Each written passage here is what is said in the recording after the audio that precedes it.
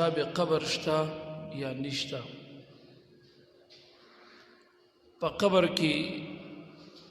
ګناهګار لره عذاب شته که نشتا؟ عذاب قبر حق دی کنا؟ حضرت ام خالد بنت خالد رضی اللہ تعالی عنها صحابیه ده. دا مبارک فرمای وی ما د نبی کریم صلی الله علیه وسلم مبارک نه وورید چې اغوی مبارک د عذاب قبر نه پناه طلب کوله. ام خالد بنت خالد رضی الله عنها فرمای وی ما په خپل د نبی علی السلام مبارک نه وورید چې هغه مبارک په دعا کې دا دعا کوله چې یا الله ما د عذاب د قبر نه وساته. که عذاب قبر نوے مبارک سوال ولی کئی دعا ولی کئی. حدیث مبارک دا فتح الباری شرح دا صحیح بخاری کی دا حدیث ذکر دے ابن حجر سے ذکر کرے بی بی عائشہ رضی اللہ تعالیٰ عنہ تا یو دو بوڑیگان خزی یہودن راغی یہودیانی وی دو خزی وی دی سرناس دی خبری کئی نو اغی دا عذاب قبر تذکرہ کا چې په قبر کې عذاب او داسې او داسې داسې د یهودیانو ښځو د عذاب قبر تذکره وکړه. نو بی عایشه رضی الله عنها فرمایي ما ته غوسه راغله. ما ویل چې زه د دې ښځو تصدیق نه کوم، ما د دې تکذیب وکړم چې نه په قبر کې عذاب نشته. ما د دې یهودیانو سره د بغض د وجې نه ما ویل چې په قبر کې عذاب نشته. بی عایشه رضی الله عنها فرمایي وایي ما دا خبره وکړه د یهودیانو ښځې دواړه بوډاګانې چې کله د ما د خوا نه پاسېدې دي لاړې نبی علیہ السلام کور ته راغی. نو ما هغوی ته ویل چې قربان دغسې دا دوه ښځې راغلې وي یهودیانې وي بوډۍ وي ما سره خبرې کولې. بیا هغې ما نه تپوس وکړو چې په قبر کې خو عذاب شته او د عذاب قبر متعلق خبرې شروع کړي. نو ما د هغې د تکذیب د وجې نه د عدم تصدیق د وجې نه ما وویل چې نه په قبر کې عذاب نشته. نو نبی کریم صلی الله علیه وسلم مبارک ما ته فرمیل چې نه عایشې د دواړو ښځو بلکل رښتیا ویلي د دواړو ښځو رښتیا ویلي و د یهودیانو په قبر کې عذاب شته، عذاب د قبر بالکل شته. بی بی عایشه رضی الله عنها فرمایي وي د دې ورځې نه بعد ما به چې نبي علیه السلام ته کله وکته د مبارک به کور کې مونځ کولو نفلي مونځ وایي چې کله مبارک مونځ وکړو نو د مانځه نه بعد د دې ورځې نه پس به نبي علیه السلام بیا د عذاب د قبر نه پناه غوښتله. د مانځه نه بعد به چې د مبارک دعا کوله نو مبارک به دا دعا کوله چې خدای ما د عذاب د قبر نه وساتي. نبی علیه السلام ګوره تعلیما امت ته تعلیم ورکوي. اوس دلته ابن حجر صاحب لیکي ابن حجر مبارک فرمایي وي د دې ورځې نه وړاندې نبی علیه السلام مبارک ته دا په وحی سره معلومه وه چې عذاب قبر دا حق دی او په قبر کې عذاب دا د یهودو دپاره دی. خو نبی علیه السلام ته د دې نه وړاندې دا وحی نه وه شوي چې مؤمن دپاره په قبر کې عذاب شته. وای چې کله دا ورځ راغو بی بی عایشه رضی الله عنها دا خبره نبی علیه السلام ته وکړه د مبارک ته الله د وحی په ذریعه دا خبره وښودله چې او مؤمن دپاره په قبر کې عذاب شته. نو نبی علیه السلام مبارک به د دې ورځې نه بعد بیا چې کله مونځ کولو نو په مانځه کې به د عذاب د قبر نه نجات او پناه غوښتله. په مسله پوه شوئ؟ عذاب د قبر حق دی. د عذاب د قبر نه به انکار نه کوئ. د عذاب د قبر نه پناه غواړي د خدای سره. دغه رنګ عبدالله ابن مسعود رضی اللہ تعالی عنہ فرمایي وي نبی علیہ السلام فرمایل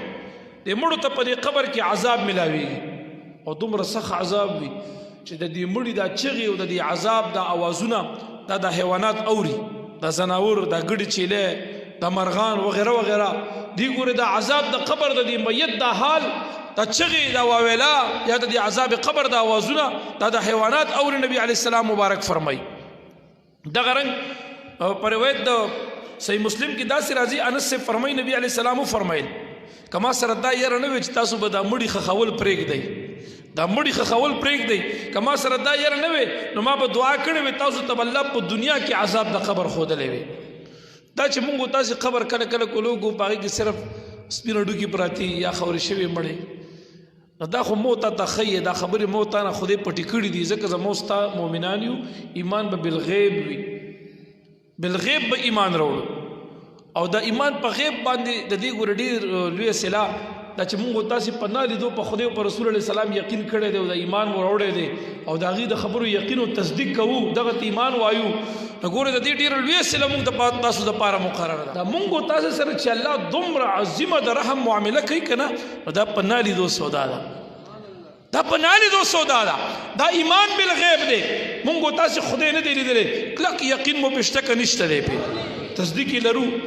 پیغمبر علیہ السلام مو نه لیدلی فرشتي مو نه دي لیدلي ورځ د آخرت مو نه دی لیدلی حساب و کتاب مو نه دی لیدلی میزان او صراط مو نه دی کتلی حوض کوثر مو نه دی لیدلی جنت او جهنم مو نه دی کتلی خو کلک تصدیق کو یقین پې لرو دغه ایمان وای د دې وجه نه الله تعالی موږ تاسو سره دومره بهترینه معامله وي ای پی معامله الله تعالی را سره کوي د رحم او د کرم غرض د خبرې مې دا دی نبی علیہ السلام فرمایي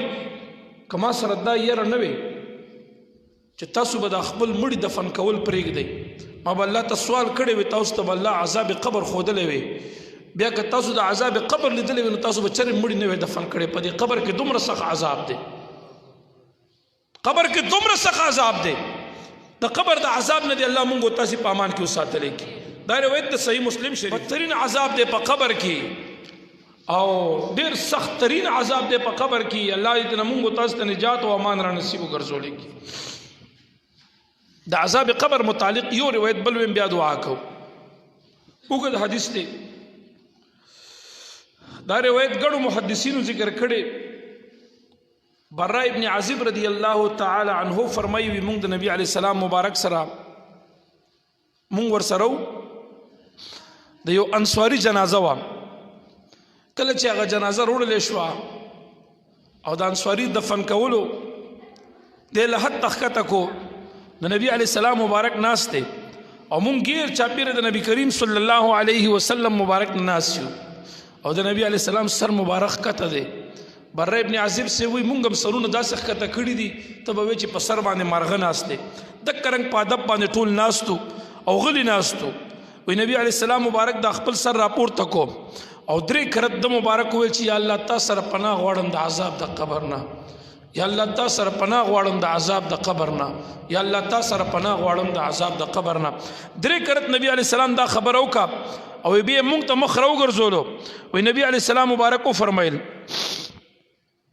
چې کله دا مړی مونږ تاسو دفن کو د دنه مونږ تاسو وګرځېږو نو دا مړی ګورې زمونږ تاسو د خپو د پیزار د आवाज هم په دې قبر کې اوري وی نبی علیہ السلام راته وایي چې زمونږ تاسو دا خبر خو پرې دی کنه مطلب چې د خپو د پیزار دا کم کشه کشه دي دام دا مړی په دې قبر کې وي اوري نبی علیہ السلام فرمایي وی دا اوري وی بیا او فرمایل چې کله د دنه تپوس شي په دې قبر کې چې ستا رب څوک دی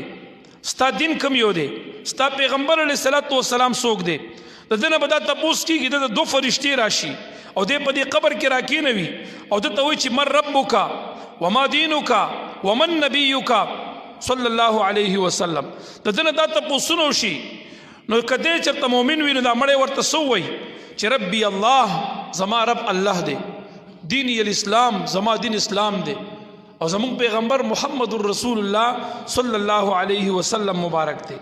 دی ورته دا وایي نبی علیہ السلام مبارک فرمایل دا آیات کریمه بیا ولستلو د دې په تصدیق کې چې یثبت الله الذين آمنوا بالقول الثابت في الحیات الدنیا وفي الاخره دا آیات کریمه ولستلو مبارک فرمائی نبی علیہ السلام وی د دین بعد د اسمان نه یو आवाज کوون کې आवाज کی یو منادی نه دو کی او فرمائی چې د پاره د جنت بستری په دې قبر کې وغوړوي نبی علیہ السلام فرمائی دته د جنت لباس ور واغوندي او دې مړی ته د جنت دروازې پرانه ذکر کې ورته د جنت پرانه زیه چې د جنت خوشبویانه په دې قبر کې محسوس کی د قبر دومره فراخ شي مبارک فرمایي چې د په دې قبر کې څومره نظر لګيږي د نظر په انتها باندې قبر الله تعالی ورته فراخ وګرځولې کی دا حال د مؤمن وی په قبر کې چې الله بخلي او بیا فرمایي د کافر او د منافق چې کله دې مړ شي او د دنه روح لاړ شي او دې په قبر کې خودي شي او خلق ته نو ګرځيږي نو مبارک فرمایي دته دو فرشتي راشي دې په دې قبر کې راکینوي او دنه تپوس کوي چې مر ربک وما دینک ومن نبیک ستا رب څوک دی ستا دین کوم یو دی او ستا پیغمبر علیہ السلام څوک دی د جواب ورته سی هاي هاي لا ادري زنه پويګم ما ته ناراضي ما نه پیژندلې دی ور دغه طریقې باندې جواب ورکي الله تعالی فرشتو ته وي دروغ وي